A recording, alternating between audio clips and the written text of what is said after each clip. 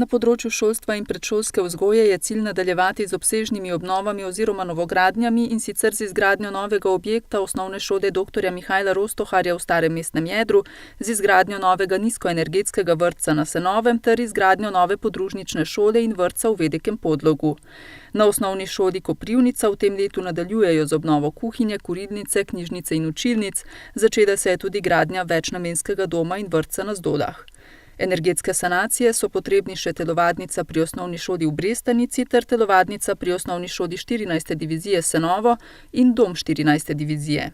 Objekt doma 14. divizije je sestavljen pravzaprav iz dveh delov. Eden je sam dom 14. divizije, druga je telovadnica pri osnovni šoli in pa pri domu 14. divizije. V tem trenutku potekajo aktivnosti za dokončno projektiranje obnove telovadnice, namreč ne gre samo za energetsko sanacijo, ampak tudi za sanacijo vseh inštalacij, ki so že dotrajane, in predvsem inštalacije elektrike in prezračevanja.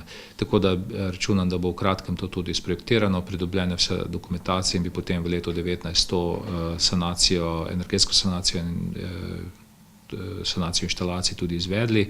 Obnova samega doma 14. divizije pa je nekoliko bolj oddaljena, dodaja Stanko.